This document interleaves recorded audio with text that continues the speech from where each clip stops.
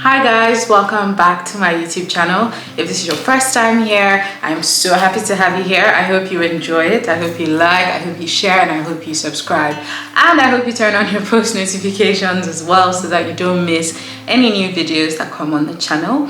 If this is not your first time on the channel, then of course I'm super excited to have you back.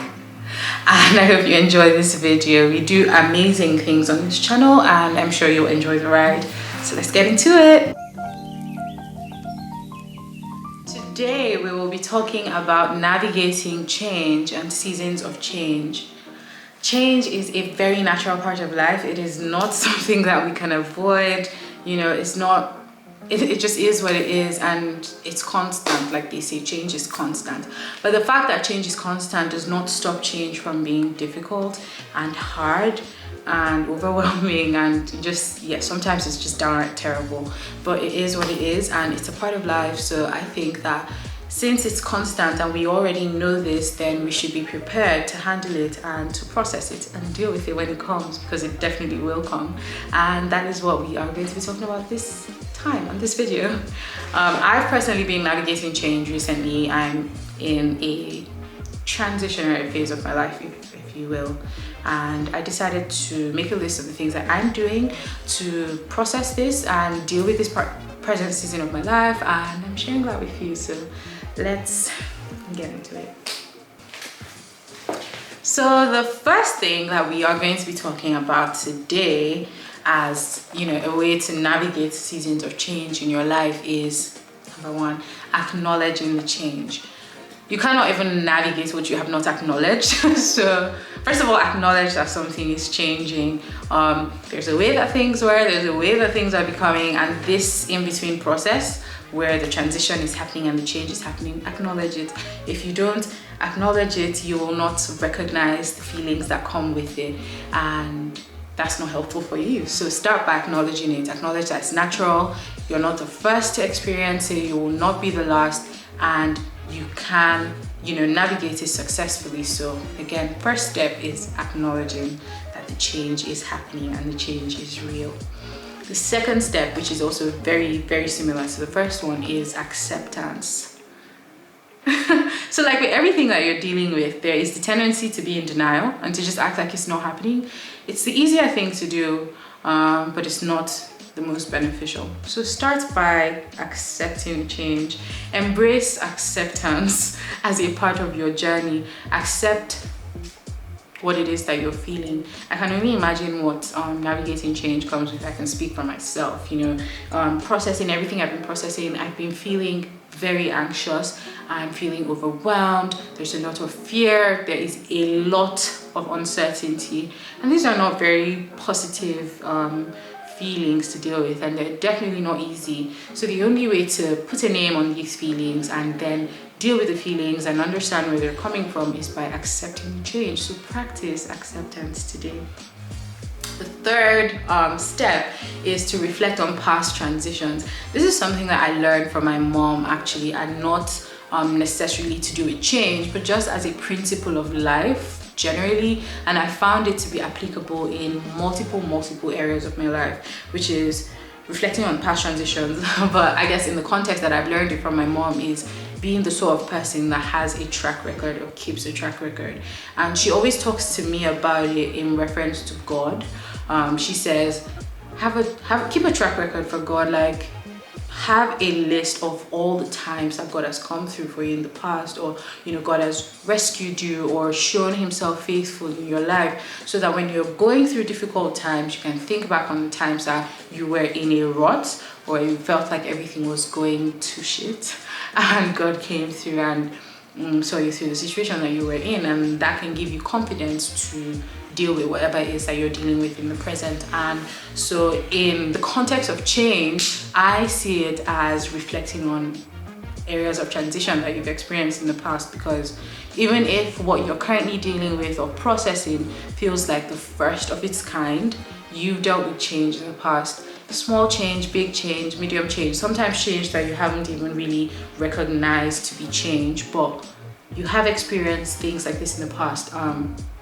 and you can draw strength from those experiences. You can draw comfort from those experiences, and also remember the valuable lessons you learned in those times and apply it in the current situation.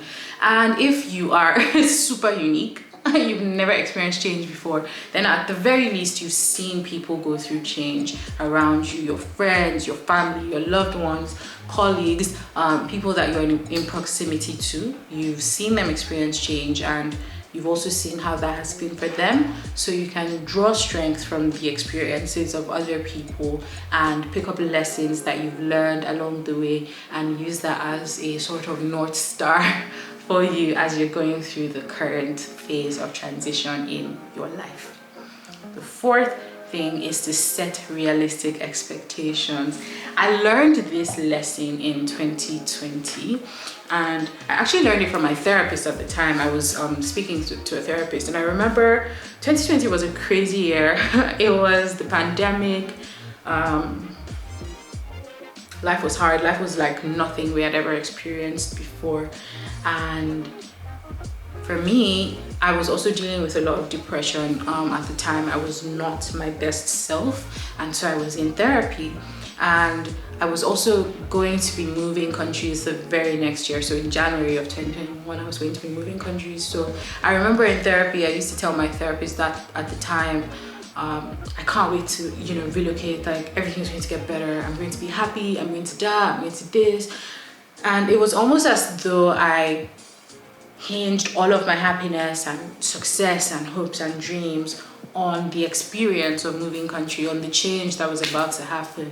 And my therapist said to me, it is risky and not a good practice, basically, to hinge all of your happiness and expectations on a particular event, because if anything changes or shifts what you think that what you think the event is going to do for you, then you're just going to crash and burn. Basically, everything that you're expecting is going to go south, and you'll be in a worse place than you started off. So if you're navigating seasons of change, I would say set realistic expectations. Yeah, like, great things are going to happen, but it's all in the future and it's all hypothetical. It's ironic that we're talking about change, but even in the change can happen. You might have done all the right things, put all the right steps in place, done all the planning, you're not being irresponsible, but anything can happen, literally. And by anything, I mean anything. Things that your mind cannot even begin to fathom. So the expectations that you're setting, let them be realistic. Don't build castles in the sky. Horses can't fly. Just be realistic about the expectations that you're setting, so that you don't set yourself up for disappointment if things don't go the way you've planned. The fifth thing that I think can help you in navigating change is to be conscious and intentional about putting your focus only on the things that you can control. Much of change and transitionary seasons are dynamic and fluid and changing, and there's only so much that you can control many times. So focus on the things that you can control. The ones that you can't control, don't give it too much thought. I know it's unrealistic to say that don't think of them and don't worry about them. That's not true. I don't even do that. I find myself worrying sometimes about things I can't control, but I'm very intentional about only doing what I can do. I'm putting my energy where I have control of input and output, if that makes sense. So focus on what you can control, do what you can do. I live my life in such a way generally where I try as much as possible to avoid, regret and resentment in the future. So in order to get to a place in the future, a future that I don't know, by the way, where I'm able to face whatever it is that I find there without experiencing regret, is by making sure that in the present, I'm doing everything that I can to the best of my ability. So that if I get to the future, even if the result I find there is not favorable, I don't have to beat myself up, because at the time, I did the best I could with what I had and the information that I knew. So yeah, don't focus on the things that you can't control. What are the things that you can control? List them out. Acknowledge them, highlight them, and then focus your energy on those things. There's no need to focus on things that are outside of your control. The next thing is to cultivate self-compassion. Please be kind to yourself. This is not the time to be your own critic or worst critic. This is not the time to kick your own self down. This is not the time to be mean to yourself or to speak unkindly to yourself. I mean, it's never the time to do that anyway, but especially not now. Just show yourself some compassion, extend grace, you know, and be kind to yourself. You're doing a hard thing. It's not easy. It is not an easy thing. You're doing the best that you can with what you have, so at the very least, be kind to yourself. The next thing is to seek support.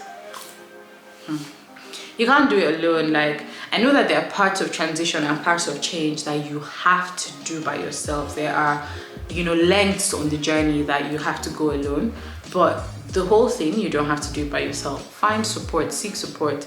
That is why it's so important to exist in community and to have people around you doing life with you, building with you, that genuinely care about you and your well-being. So yeah, definitely seek support, ask for help. If you're moving house, you don't have to do all your packing and unpacking by yourself, you know. Seek support from friends that are willing and able to help you. And if there's things that you can outsource to, you know, people, then do that if you need to. If you just need someone to rant to or to vent to, don't be ashamed to do that. Don't be ashamed to ask for help. Don't be ashamed to cry if you need to. Just make sure that you're not doing it alone. It will help you greatly to have balance, especially with your mental health and your emotions in, you know, such seasons. The next one is be flexible. Like I already said or touched on the previous point, so much that has to do with change and transitions are very fluid and ever-changing, literally. So be flexible. Don't be so hard set on a course of action that if anything should deviate a little, your world is in ruins, you know. Be flexible, be open to changes, be open to having a plan A, plan B, plan C, plan D, and plan, you know, miscellaneous if you need to. Just be flexible. Acknowledge that not everything is going to go the way you planned it. Acknowledge that certain things are outside of your control. You're dealing with human beings, you're dealing with systems that can be flawed and can be broken, and things can go wrong. So yeah, go easy on yourself, go easy on the process as well, and just be flexible and acknowledge that things can change. And when they do, be willing to jump back on the horse, change course of direction, pivot if you need to, and just have your end goal at the forefront of your mind. Know what it is that you need to do, where it is that you need to get to. The road to the destination might look a little bit different, but be open to changing course when you need to, as long as you are getting what needs to be done. The ninth tip that I have for you is to engage in self-care. Many times when we're going through seasons of change or transition, we get so fixated in the process of it all that we start to neglect ourselves, and very easily you'll find that you can burn out or break down or just lose a hold of yourself. So it is important that even in the chaos of it all, you set time aside for self-care and prioritize yourself. If it means taking a long soak in the bath, you know, lighting scented candles, reading a book, going to get a massage, going to get your brows done, your nails, anything, just make sure that you're setting time out to take care of yourself, prioritize yourself, do things that spark joy in the moment. Don't defer your happiness until everything is settled. I know that things are super chaotic and you might not be able to do the elaborate things that you would normally do, but still, set time aside to do a few things for yourself and take care of yourself. It can look different for everybody. It might just look like carving some alone time out to sit by yourself and sit with your thoughts, reading a book, sleeping in on some mornings, you know, sleeping, taking a nap in the afternoon, going out, taking a walk, playing with your pets, anything, whatever self-care looks like for you. Just make sure that you're prioritizing that in the moment and still taking care of yourself regardless of the chaos of it all. And the very last thing, 10th tip, is to celebrate progress. Little drops make an ocean, you know. Stacking one block on another is what builds a skyscraper. The little things that you're doing count, the little steps that you're taking count. So just be sure that you're celebrating yourself in the process. Just celebrate that you're even doing it to begin with. You're doing a hard thing, it's not easy, but you're doing it regardless. So celebrate yourself for that and celebrate all the wins along the way. Celebrate the processes. So yeah, I hope that these 10 steps help you navigate whatever season of change that you are currently going through. I know that they've been helping me. And again, give yourself grace. I don't have it all figured out. I know that coming here to say, 10 steps to navigate change makes it seem like, or posture myself as like a pro that is killing it. But I have downtime. Sometimes I just cry. Sometimes I'm just sad. But, you know, it's okay to have those moments. You're human. Just be willing to get back on the horse and do what needs to be done. And I hope that the change is kind to you. And I hope that when this season of your life is over, you learn all the lessons that you need to learn and you like what the other side looks like for you. And I hope you stay hopeful. So yeah, I'll see you on the next one. Don't forget to like, don't forget to share, don't forget to subscribe, and leave a comment as well. Say something nice in the comments, and I'd love to hear what's on your mind as well. So yeah, I'll see you on the next one. Bye.